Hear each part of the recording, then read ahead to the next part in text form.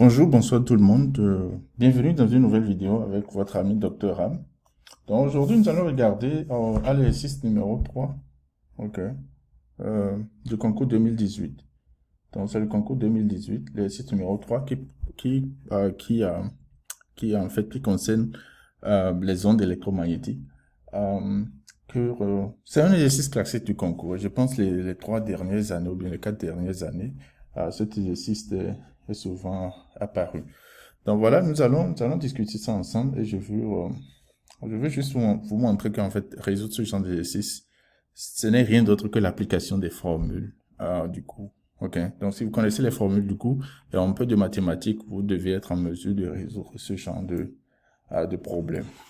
Donc voilà, nous allons commencer. Donc le problème nous donne maintenant une onde électromagnétique plane, progressive, sinusoïdale et monochromatique. On donne la pulsation oméga.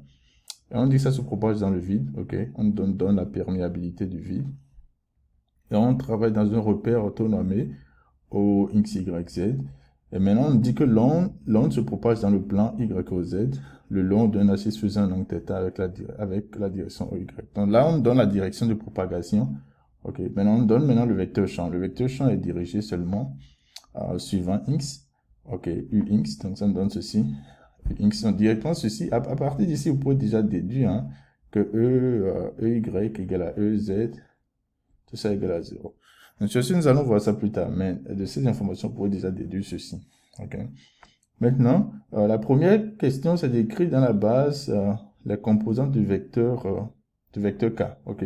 On veut voir KY et KZ de l'onde, du vecteur d'onde K au point M en fonction du module K et du θ. Voilà.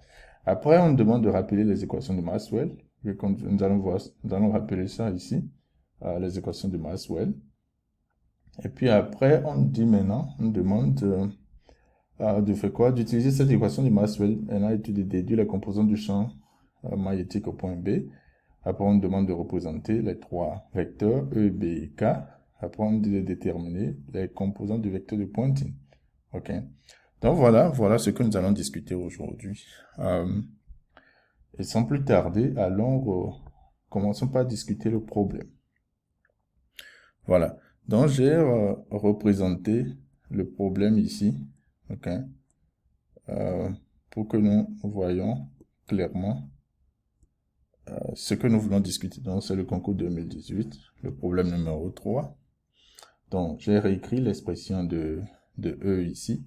Et voilà, on dit en fait que la propagation, ça se propage dans cette direction. Ça, c'est le point M. Donc, simplement, ce que ça veut dire, en fait, ça veut dire que votre vecteur K, le vecteur K est quelque part ici. OK? On donne ce vecteur K. Personne nous a donné la direction de propagation. Donc, ça veut dire que K fait en fait l'angle θ avec OY. Donc, vous avez un vecteur K, OK, qui est comme ça. Donc, ça, c'est Y. Ça, c'est Z. On veut les composants de ce vecteur-là. On a θ. OK. Donc, simplement, vous projetez. Ça, c'est votre K, Y ici. Ça, c'est KZ. Donc, simplement, Kx, ouais, vous voyez Ky plutôt, ça fait K cosinus de θ. Et Kz, ça fait K sinus de θ. Donc, voilà, c'est ce qu'on nous demande et c'est ce qui est écrit ici. OK. Donc, ça, c'est la première question. C'est les composants du vecteur K. Le vecteur d'onde K en fonction de θ et de module. Bien sûr, ce K ici, K c'est le module bien sûr. Ce K c'est le module du vecteur d'onde K. Maintenant, on l'a pas demandé ici, mais clairement c'est que K est égal à 0. Donc il n'y a pas de composante suivant X. Ok, parce qu'on nous a dit que K bien sûr ça fait cette direction, donc il n'y a pas de composante suivant X. La deuxième question demande de rappeler les équations de Maxwell dans le vide. Donc, bien sûr, dans le vide, on a les équations de Maxwell dans le vide. Dans la première équation de Maxwell, c'est l'équation de Maxwell-Gauss, qui nous dit simplement que la divergence de champ E, ça donne 0. La deuxième équation de Maxwell, c'est l'équation qui concerne le flux magnétique, dont on dit la divergence de B également égale à 0. Okay. La troisième équation de Maxwell, dans le vide, ça concerne le rotationnel. Donc, ça, du rotationnel du champ E, ça fait moins la dérivée partielle par rapport au temps du champ B. Et ça, c'est en fait, c'est Maxwell-Faraday. Cette équation, c'est l'équation de Maxwell-Faraday. OK. Et puis, vous avez la dernière équation, qui est en fait l'équation de Maxwell-Ampère, qui nous dit que le rotationnel du champ B est la mu 0 epsilon 0, la dérivée par rapport au temps du champ E. Donc, voilà les quatre équations de Maxwell dans le vide. OK. Et je vous conseille de connaître ces équations-là au bout des doigts. OK. Les équations de Maxwell. Les quatre équations de Maxwell. Bien sûr, dans le vide, aussi bien que dans la matière. Donc, dans la matière, c'est que vous avez une densité de courant et vous avez des charges. Là, la première équation sera modifiée et la dernière équation aussi sera modifiée. Maintenant, on demande les composantes du champ E. Mais ça, c'est déjà donné. Hein. Le problème, on a vu qu'en fait, c'est seulement E(x) qui est donné. Donc, on a dit que E est suivant x. Donc, qu'est-ce que ça veut dire? Ça veut dire simplement que EY égale à EZ égale à 0. OK? Donc, on a EX qui donne ceci, EY égale à EZ égale à 0. Maintenant, on peut redévelopper ceci, car le produit scalaire de K et de R, vous pouvez écrire ça comme ça. Et puisque on sait que K, ceci nous donne 0, on donne Y, K cosinus θ, plus Z, K sinus θ. OK? Rappelez-vous que ce K que j'écris ici, c'est la norme du vecteur K. OK, donc voilà, donc nous avons finalement ceci. Ça, c'est la composante X. Et puis les deux autres composantes donnent 0. Ça, c'est les composantes du champ E. Maintenant, on veut les composantes du champ B en utilisant les équations de Maxwell. En fait, on n'a pas besoin d'utiliser toutes les équations de Maxwell. Hein. C'est seulement l'équation de Maxwell-Faraday qu'on va utiliser. OK. Donc, on utilise cette équation. Si vous voulez, vous pouvez aussi utiliser l'équation de Maxwell-Ampère, mais on vous a donné E, donc l'équation de Maxwell-Faraday est directe. Et en fait, ça nous donne en fait ceci. Ok, c'est sûr qu'en classe, vous aurez vu qu'on va vous dire quand vous avez une onde plane, ok, progressive, vous pouvez en fait écrire que B directement, ça vous donne 1 divisé par oméga, produit vectoriel de K et de E. Ok. Mais en fait, d'où vient cette formule-là? Donc, au lieu cette formule vient en fait de l'équation de Maxwell-Faraday. C'est Maxwell-Faraday, donc c'est MF, non FM. Ok. Et ceci vient du fait que, en fait, si vous allez en fait dans le plan complexe, vous pouvez montrer en fait que le rotationnel de E en fait c'est rien d'autre que moins I K E. Ok, donc ça fait moins I K produit vectoriel de E. Et vous pouvez montrer en fait que la dérivée par rapport au temps du vecteur B, ceci vous donne simplement I oméga B. Si vous allez dans le plan complexe. Donc si vous mettez tout ensemble, vous voyez que les I s'en vont. Et puis vous avez simplement oméga B égale à K vectoriel E. Ici vous tirez B, vous allez voir que ça fait K, le produit vectoriel de K et de E divisé par oméga. Donc, tout ce dont on a besoin, puisque oméga c'est une constante, on a besoin de faire le produit vectoriel de K et de E. Ceci aussi, vous pouvez vous faire ça directement, mais j'ai écrit ça ici juste pour montrer. Ok, donc on sait comment faire le produit vectoriel, c'est ce déterminant-là. Ok, mais c'est pas la seule façon de faire ça, en fait, de calculer le produit vectoriel. Vous pouvez calculer ça de n'importe quelle façon. Seulement choisissez la façon qui ne vous fera pas perdre de temps. Donc voilà, donc nous avons ça. Après le calcul, voilà ce que je trouve. Ok, ça me donne ceci. Et puis en utilisant, ok, j'ai réécrit l'équation qui est là-bas. Donc clairement, vous voyez qu'il n'y a pas de composant suivant x. Donc B x nous donne 0, BY nous donne ce qui est ici, et BZ nous donne ce qui est ici. Donc il y a un moins ici. Ok. Donc voilà ce que nous avons. Donc ça, c'est les composantes en fait de notre champ B. Donc Bx égale à 0, By est ici, okay, et Bz est égal à ici. Et ce qui est là. Donc voilà, simplement en utilisant l'équation de Maxwell-Faraday, nous sommes arrivés à ce résultat-là. Maintenant, on dit de représenter ces trois vecteurs-là. Ok.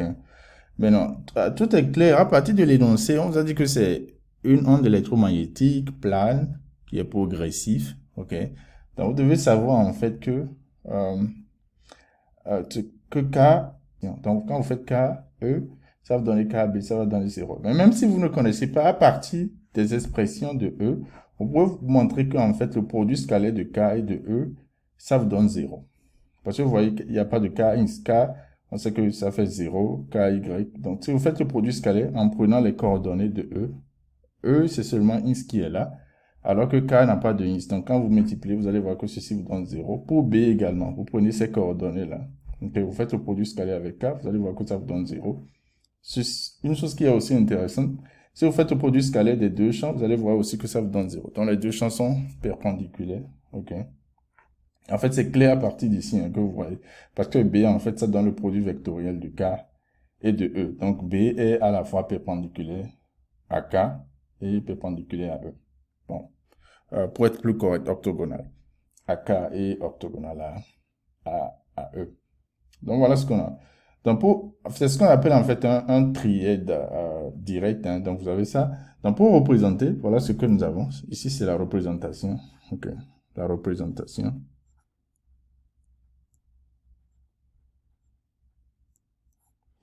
Donc, X, l'axe des abscisses, en fait, ça sort, en fait, ça sort du plan, ok? Donc, X sort du plan. Donc, on a UX qui est dans cette direction-là. Et on sait que E est souvent UX, c'est pourquoi E est représenté comme ça. K, on sait que K est comme ça. Et B est dans cette direction-là. Parce que la composante suivante Z de B est négative et la composante suivante Z de B est, suivant Y de B est positif. Donc voilà ce que nous avons, cette représentation-là, des trois vecteurs. OK. Donc voilà un peu ça. Maintenant, on me demande de déterminer en notation réelle les composants du vecteur de pointing. On va simplement utiliser la définition. Par définition, le vecteur de pointing, ça fait ceci. OK. Ça fait ce produit vectoriel là, entre E et B, et on divise par mu0. Nous connaissons les coordonnées de E, les composantes de E, on connaît les composantes de B. Donc, on va simplement remplacer dedans. Donc, on remplace dedans.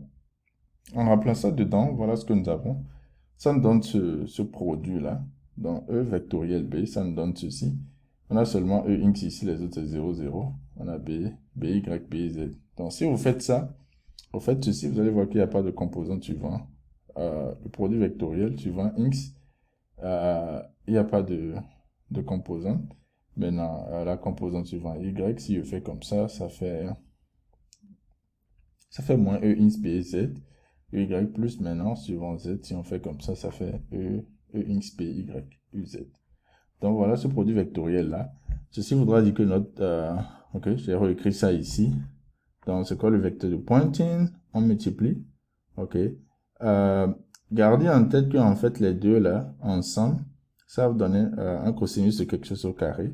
Ok. Et de l'autre côté aussi, les deux là ensemble, ça va vous donner cosinus de quelque chose au carré. Donc, si vous remplacez simplement, vous remplacez EX ici et B à BZ. Donc, ça vous donne K, E au carré, cosinus θ divisé par mu0 oméga. OK. Maintenant, j'ai pas voulu écrire la longue expression. Donc, j'ai défini gamma comme cette expression-là que vous connaissez. C'est ce qu'on avait bien sûr. Donc, ici, gamma va là. OK. Donc, finalement, ça veut dire qu'en fait, le vecteur de pointing, si vous regardez, on peut mettre E0 au carré, ok, cosinus au carré de gamma, divisé par mu0 oméga en facteur. Qu'est-ce qu'on aura? Ça va, ici, on aura K cosinus de θ, ok, U, Y, et puis on aura K sinus de θ, UZ. Maintenant, ceci là, c'est quoi? C'est juste le vecteur K. Rappelez-vous que le vecteur K qu'on avait avant, ok, on avait UY ici, on avait UZ, et on avait K, comme ça. C'était θ. Donc, finalement, c'est que ce qu'on a à l'intérieur ici, ce n'est rien d'autre que le vecteur K. Donc, le vecteur de pointing, maintenant, on peut réécrire ça comme E0 au carré, cosinus au carré de gamma. Gamma que j'ai défini là-bas, mu0 oméga, fois le vecteur K. Et ce n'est pas étonnant, parce que le vecteur pointing, ça va dans la même direction que le vecteur, dans la direction de propagation de votre onde. Donc voilà ce que nous avons. Et finalement, ça c'est la formule finale. En remplaçant tout ensemble. Il y a un carré ici. Voilà, donc c'est l'exercice, c'est ça. Donc c'est la fin de l'exercice. Et quand vous l'aurez constaté, ben, je n'ai rien fait de sorcier ici. On a juste appliqué les équations de Maxwell, ok, et quelques concepts du cours, et puis c'est tout. Un peu de mathématiques, mathématiques de calcul vectoriel. On a fait les calculs de produits vectoriels, produits scalaires, voilà. Et avec ça, nous sommes arrivés à ce résultat. Et simplement, l'exercice est résolu. Donc voilà simplement ce que je voulais partager dans cette vidéo avec vous. Si vous avez des questions, si vous avez constaté qu'il y a des erreurs dans mes calculs, n'hésitez pas à commenter. Mais l'essentiel pour ces vidéos, c'est de vous montrer simplement les méthodes pour résoudre les problèmes. Ok, donc vous apprenez de ces vidéos comment résoudre les problèmes et puis ça vous aidera à résoudre n'importe quel problème, même si c'est pas le même problème. Vous devez être à mesure de résoudre ça. Merci et à la prochaine vidéo.